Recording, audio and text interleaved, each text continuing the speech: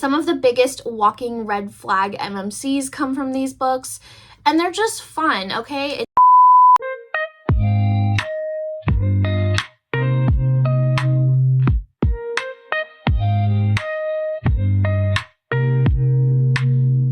Hey guys, what's up? It's Ashley. Welcome back to my channel, and I am here today with more toxic and unhinged romance recommendations.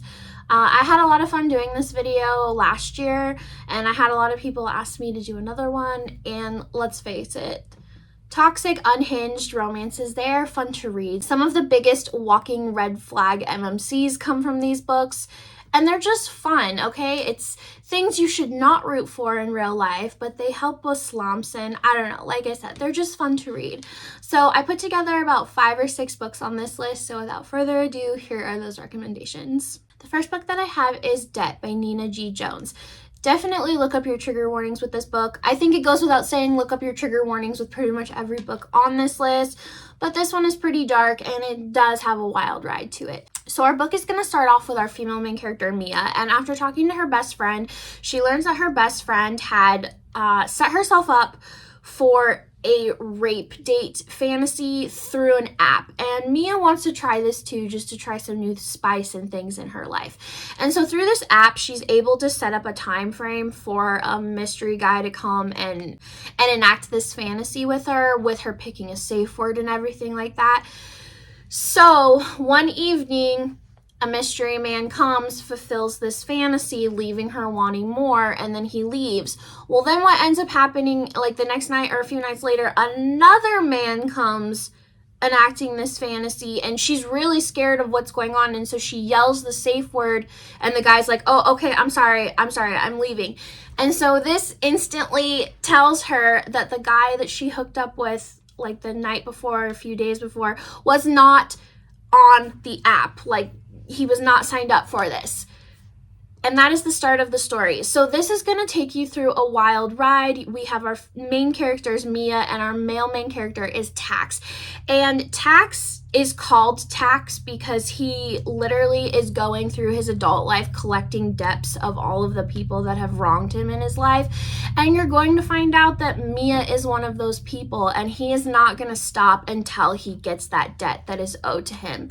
Like I said, this was really dark. There are a lot of content warnings in it, but like I said, if you just want something really unhinged and dark, this was a great book. Next, we have Brutal Ambition by Sam Mariano. Now, in my last Toxic and Unhinged video, I actually did recommend, I think, 2 Sam Mariano books, but I'm just going to say that when it comes to this type of genre, trope, whatever, Sam Mariano is the queen of these books. She just knows how to write the most unhinged type of male main characters, and they just go feral for their women, but in a way that you just want to keep reading. Like, it's not corny, it's not cheesy, it's very interesting.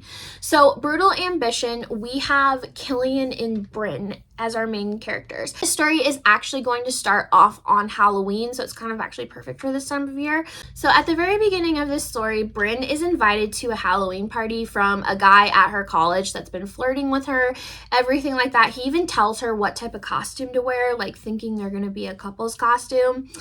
She goes to this Halloween party not realizing that there is a very devious plot in mind for her on this night. Then we switch to Killian's point of view, and Killian is at this Halloween party because he knows what is going to happen.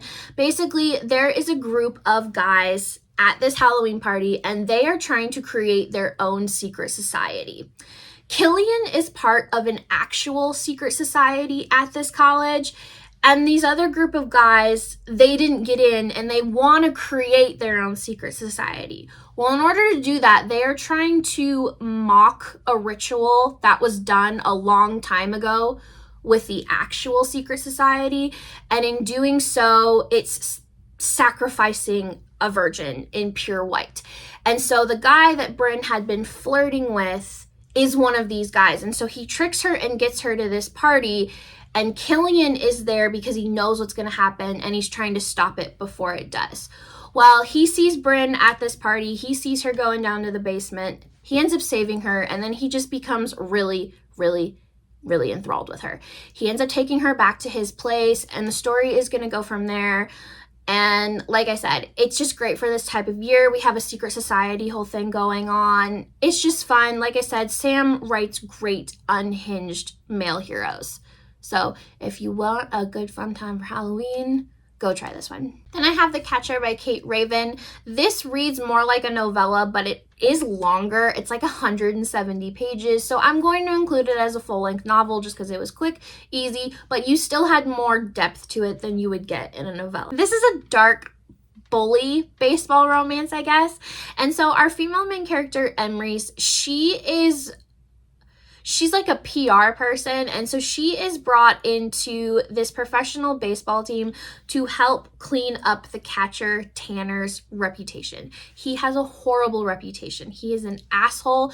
He yells at coaches, he yells at interviewers. He just does not care. And so she is brought in to help clean up his image. Well, as soon as she meets Tanner, he basically becomes very feral and obsessed with her at first sight, and in a not so great way. Spends this book quite literally terrorizing her and bullying her and forcing her to be with him. It's just a great toxic unhinged ride, okay? I don't know what else to say. But like I said, this one was really quick, super fun, on KU. Go pick it up. I have The Pucking Wrong Date by C.R. Jane. This is the Pucking Wrong series that came out last year. These books are so fun. They are so toxic. They are so unhinged. But you know what? I feel like there's crack laced in these. And this one is my favorite in the series so far. So I absolutely had to buy a copy of it. We have a dark, toxic hockey romance here. And in these books, guys become unhinged, obsessed, and feral as soon as they lay eyes on their ladies, okay? Like, quite literally. And this one is no exception. So in this book, we have Walker Davis. And this being the third book in the series, you meet Walker in book 2, and he's very much a cinnamon roll kind type of guy. So his teammates call him Disney. It's quite funny. And so at the very beginning of the story, they're playing a hockey game, and he looks over in the stands, and then he sees Olivia. And Olivia is going to end up being the love of his life. Now, what makes this story interesting is that Olivia herself is a celebrity. She is a famous singer. Now, this book was a little frustrating at times because it has a really great plot in itself. Olivia does not want to be a famous singer, okay? You learn in the very beginning of the story that she kind of has a Britney Spears type of situation going on with her mom and her manager. She tried to get out of this business a long time ago, and her mom and her manager ended up tricking her into becoming into a very big drugged out state that they were able to get a judge to sign off on a conservatorship. And so her life has just been completely owned under lock and key for years, and she just wants to get out. And Walker is going to be the way to do this. So like I said, this is going to be a dark hockey romance. You're going to be dealing with Olivia and all of that. Like I said, it's very frustrating to read it sometimes, but it's really, really fun. And I will say Walker's going to do whatever he can to keep Olivia, including tampering with her birth control. All right. So it's unhinged in itself, but it's my favorite in the series. It's fun. Go check out the series if you haven't. Read this one if you just don't want to read all of them. I don't know. It's just fun. I don't know what else to say.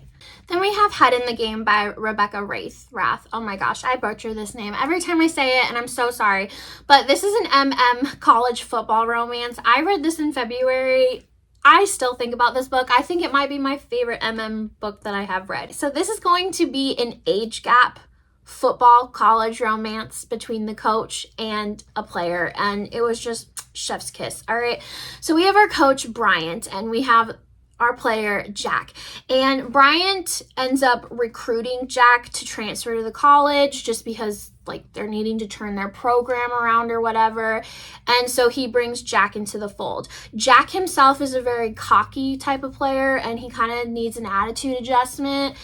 And so what ends up happening in this book is that Jack notices Bryant like staring at him and kind of checking him out very early on in the book. And Jack decides to taunt him with it. And he ends up becoming the coach's little plaything. And it's It's great. All right. It's a great, nice little smut novel to read. But it was very toxic. It was very unhinged. You have other women that are blackmailing Jack to keep him in line. It's just got a lot to the plot. So it was a fun book to read. And the last book that I have is Twisted Obsession by S. Massery. I did recommend another one of the books in this series in the last Toxic and Unhinged video, but this whole series just works well with this type of genre, and I loved the fourth one. It was very, very different. It's actually a reverse age gap, so I think it gives it a different twist in itself there. Now, this story has an interesting way of reading it. It has a prequel novella that sets this book up. It's like 80 pages. You don't have to read it. You can. So it gives you a different reading experience, and I'm going to tell you why. So in this book, our female main character, Melody, she has amnesia, and you are trying to go through the book, figuring out her past, what happened to her, everything like that. In that prequel novella, it actually sets up her relationship with Jacob, and it ends up with like what happened to her leading into that. So with this being a reverse age gap, Melody actually starts out as Jacob's college professor. And like I said, in that prequel novella, you'll see them meeting each other and him getting his obsession with her very, very early on. And then the novella ends with a cliffhanger setting up this book. So like I said, you don't need to read both. I did, and I liked the setup, but if you don't, you're gonna have a mystery, and I think that's fun in itself. So then this book is going to flash forward into the future, and Jacob is now playing for the NHL, and he discovers Melody at one of his hockey games. And after that, he doesn't want to let her go again because he lost track of her, and he's been trying to find her ever since. So like I said, you're going to deal with amnesia in this book. You have a reverse age gap. Melody is a painter. It's just fun. We have twisted obsessions, quite literally. Dark hockey romance. Just got everything that you could want. That is going to do it for more Toxic and Unhinged recommendations. Like I said, I love these types of stories, so I will probably try to do more of these recommendation videos in the future. But as always, don't forget to hit like, comment, and subscribe, and I'll see you guys next time. Bye!